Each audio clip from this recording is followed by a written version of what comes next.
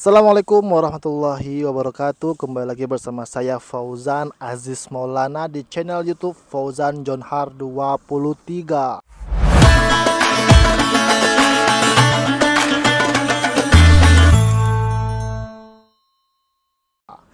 Nah, kali ini videonya tentang pengalaman ya. Jadi gua membuat video ini biar teman-teman atau kerabat-kerabat ataupun subscriber gua yang pengen ke Cina itu nggak shock ketika sudah sampai di negeri panda atau negara Cina. Oke, jadi ini gua berikan kepada kalian sepengalaman gua ya mengalami ini gitu. Oke, dan ini adalah 9 culture shock yang ada di Cina. Oke, yang pertama adalah tentang makanan. Oke, tentang makanan. Jadi di Cina itu ketika teman-teman datang ke Cina, kemudian teman-teman pengen makan, teman-teman bakalan nggak akan nemu namanya garpu. Jadi teman-teman nggak akan nemu namanya garpu. Tapi kalau sendok, spoon itu masih ada di sini. Tapi sangat jarang digunakan. Apalagi di negara Cina mayoritas itu menggunakan namanya sumpit.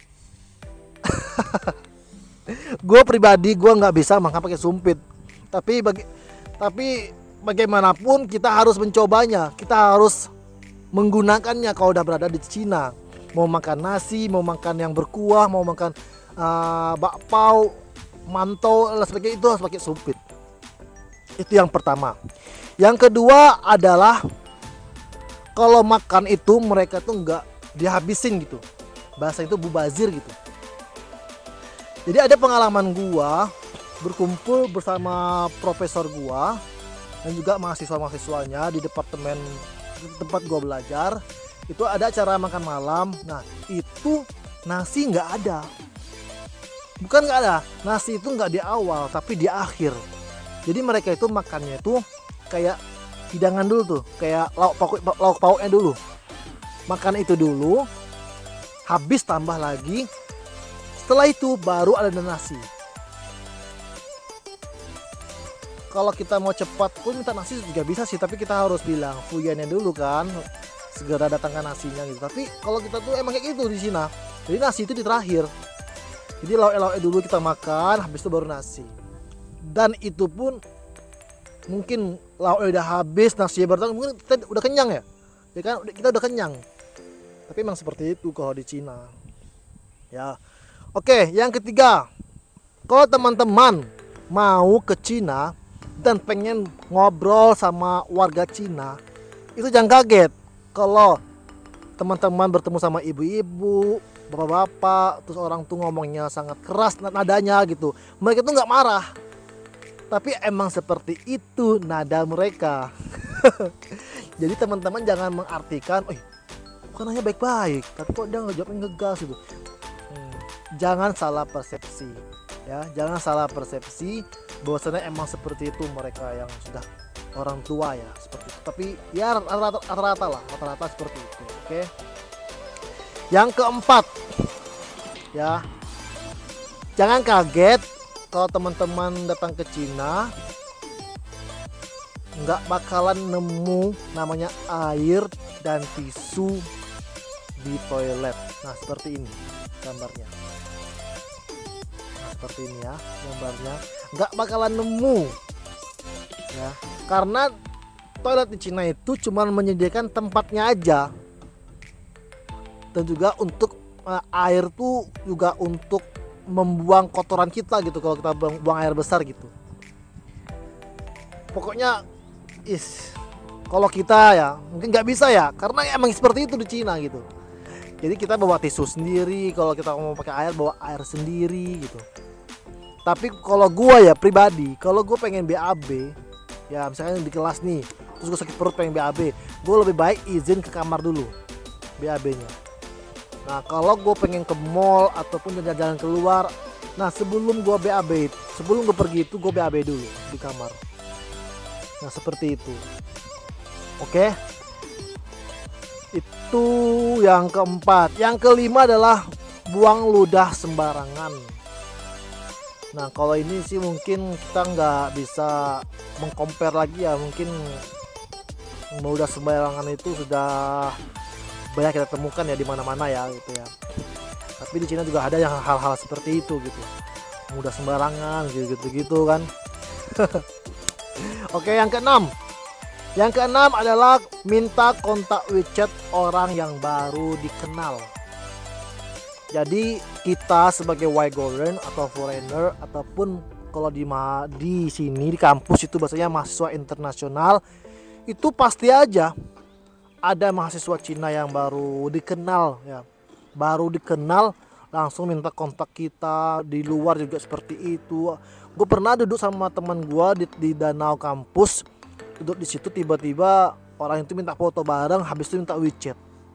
Udah baru ketemu. Tapi itu tergantung kalian juga, apakah kalian mau memberikan atau enggak gitu. Oke, itu yang keenam. Yang ketujuh, hari Minggu tetap kelas. Jadi di Cina itu seperti ini guys. Kalau ada hari kayak hari misalkan ya, kalau kita kan hari raya Idul Fitri itu libur misalkan. Hari raya Natal itu libur gitu. Tapi kalau di Cina itu nggak libur. Emang libur tapi bakalan diganti di hari lain. Nah, baik itu diganti di hari Sabtu ataupun Minggu. Jadi teman-teman tuh jangan kaget kalau di Cina itu satu minggu tetap ada kelas gitu. Tetap ada kelas. Itulah saking pintarnya orang Cina itu, Sabtu, Senin sampai Minggu tuh kelas gitu. Oke.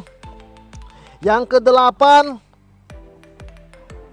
kalau teman-teman pengen makan, pengen belanja gitu, itu jarang banget ya menggunakan uang cash ya. Jarang banget menggunakan uang cash. Kebanyakan orang-orang itu menggunakan namanya Alipay, kalau nggak WeChat Pay. Jadi sebenarnya juga boleh membayar menggunakan uang cash, tapi kebanyakan di sini tuh mayoritas tuh menggunakan pembayaran itu menggunakan Alipay kalau nggak WeChat Pay. Sangat jarang orang tuh menggunakan uang cash. Oke, yang terakhir adalah pengemis pakai QR code. Gila nggak? Keren nggak idenya pengemis? Jadi pengemis itu nih seperti di mana-mana pokoknya. Itu mereka tuh pakai QR code. Pengemis, pengamen itu pakai QR code. Nggak ada lagi pakai mangkok, uang nggak ada lagi. Sekarang pakai QR code. Gue di luar Nurul ya, di luar Nurul banget gitu, di luar nalar gitu. Kayak teman-teman, saya sarankan yang menonton video ini yang sudah tahu ketika ingin berliburan ke negara Tiongkok, dan teman-teman sudah tahu hal-hal yang membuat kita kaget itu, semoga ketika sudah sampai di negara Cina itu nggak kaget lagi.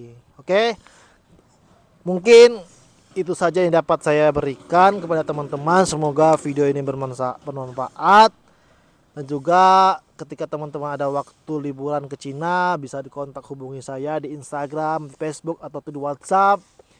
Mungkin butuh teman tour guide atau teman untuk diajak jalan-jalan, saya siap membantu teman-teman. Oke, terima kasih. Itu saja. Wassalamualaikum warahmatullahi wabarakatuh. Bye.